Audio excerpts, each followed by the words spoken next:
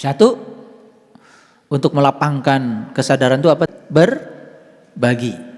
Dua, mengungkapkan cinta. Latihannya apa? Latihannya sederhana. Latihan menyayangi, latihan menghargai, latihan menyayangi terus latihan. Harus latihan. Yang kedua latihannya apa? Tadi menyayangi, menghargai. Belajar coba, belajar. Yang kedua latihannya apa? Coba belajar mengantisipasi kebutuhan orang lain sebelum mereka meminta. Belajar mengantisipasi kebutuhan orang lain sebelum mereka meminta. Jadi kalau ada tamu datang ke rumah, nggak usah mereka minta makan. Antisipasi oleh kita. Kayaknya nih jam segini dia belum sarapan tuh dari rumahnya karena kepagian. Antisipasi coba kebutuhannya. Tapi itu harus terus menerus dilatih. Jadi ada juga saya datang ke rumah kalian, salah satu bukan kalian ya. Itu dari pagi ngobrol sampai malam. Air pun nggak keluar itu. Disuguhi obrolan aja terus. Coba belajar mengantisipasi kebutuhan orang lain tanpa mereka meminta.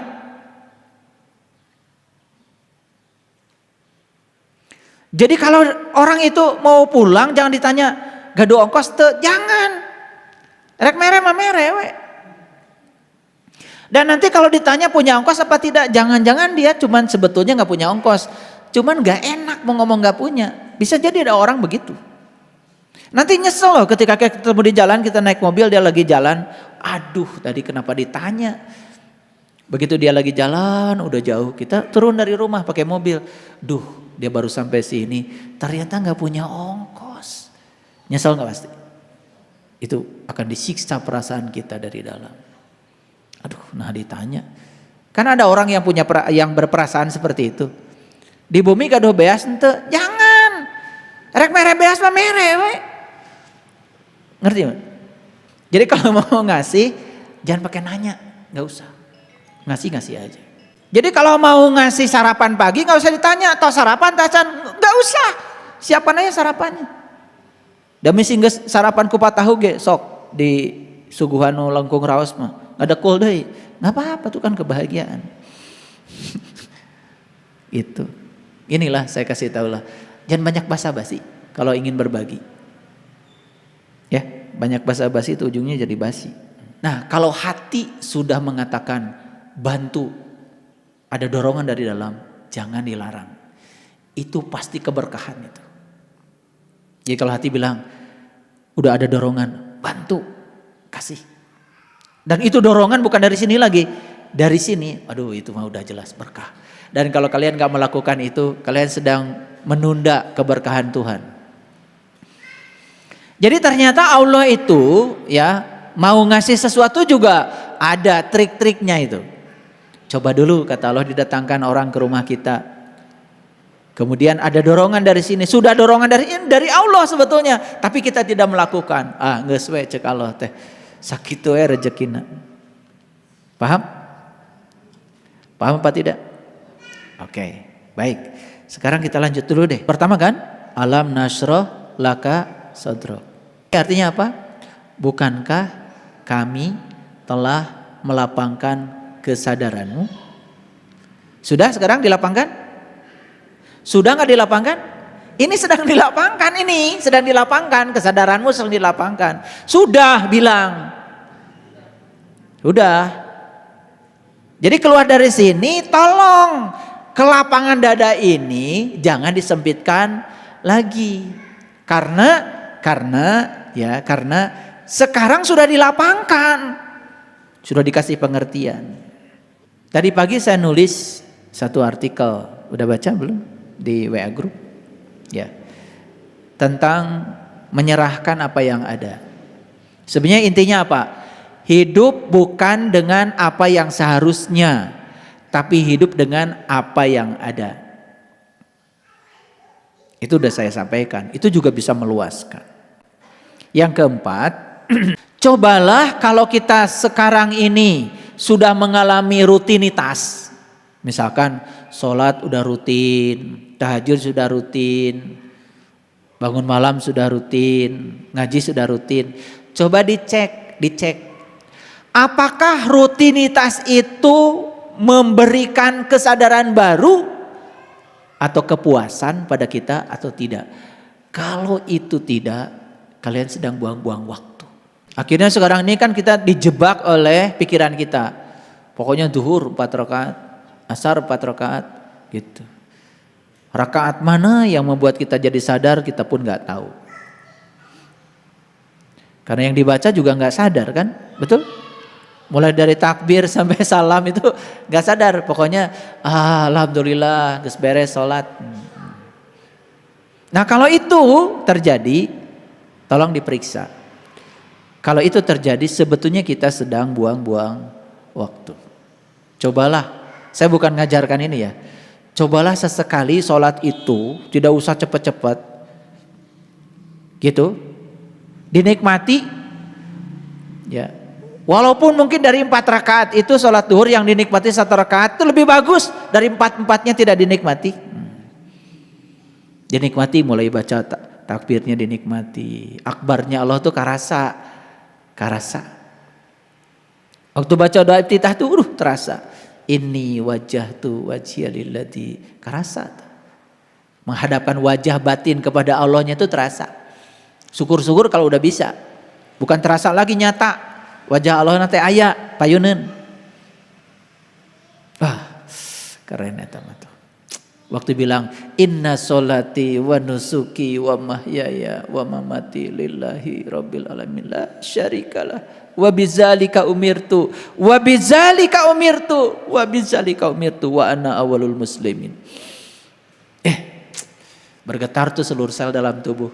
Bagaimana kalau tidak 1 rakaat saya hanya ingin fokus aja di doa iftitah, itu bagus daripada tidak sama sekali. Rek domen teh doa iftitah nawe. Allahu akbar. Allahu akbar kabira. Walhamdulillahi katsira. Wa subhanallahi bukratan wa asila. Tahu artinya enggak? Wa subhanallahi bukratan wa asila. Tahu artinya enggak? Dan aku akan sucikan engkau ya Allah pagi dan petang. Aku akan sucikan engkau ya Allah pagi dan petang. Tanya pada dirimu. Apakah engkau sudah mensucikan Allah pagi dan petang? Gimana cara menyucikan Allah? Sudah tahu caranya? Allah itu gak perlu disucikan, dia udah maha suci. Yang perlu disucikan itu adalah dirimu, jiwa-jiwa yang ada dalam dirimu. Gimana cara menyucikannya? Tenggelamkan jiwamu itu yang namanya nur insan itu pada Nurullah dan Nur Muhammad. Makanya harus tahu cara meniti ke dalam diri minimal pagi dan petang. Jadi tidak mungkin piring bisa disucikan kalau tidak ditenggelamkan dalam air. Moal bersih lamun tadi kucuburkan kanu cai mah. Jiwa kita tidak akan bersih kalau tidak ditenggelamkan dalam lautan cahaya. Sudah bisa belum? Ya, yang sudah bisa teruskan. Yang belum bisa buru-buru diajar. Makanya waktu bilang wa subhanallahi bukratan wa asila, bisa nangis. Apa yang sudah kita lakukan pagi, apa yang kita sudah lakukan petang, ketika dia menampakkan diri bertajali di puncak kesadaran kita, masih teringat. Itu baru sampai situ aja udah nangis. Baru Allahu akbar kabira walhamdulillahi katsira wa subhanallahi bukratan wa asila. Aduh, itu aja udah berat. Apalagi kalimat berikutnya, inni wajjahtu wajhiya lilladzi fataras samawati wal hanifa wa ma ana minal musyrikin. Aduh, itu pengakuan yang luar biasa. Sesungguhnya aku bukan orang-orang yang musyrik lagi ya Allah. Aku tidak menduakan engkau lagi ya Allah. Malu ya habis sholat. Masih mencemaskan rezeki, masih mengkhawatirkan hari esok, masih takut kekurangan. Padahal baru aja bilang, Wa ma ana minal musyrikin. Abdi masanes jalmi musyrik deui ya Allah. Tidak menduakan Engkau, tidak selingkuh lagi kepadamu. Hanya Engkau tujuanku ya Allah. Hanya Engkau, aku yakin kehadiranmu sudah cukup bagiku. Tapi masih ragu-ragu. Kacau salatnya kayak gitu. Tambah lagi, lebih kacau lagi. Bilangnya inna sholati wa nusuki wa mahyaya wa mamati lillahi rabbil alamin la syarikalah. Wa bizalika umirtu. Kenceng banget.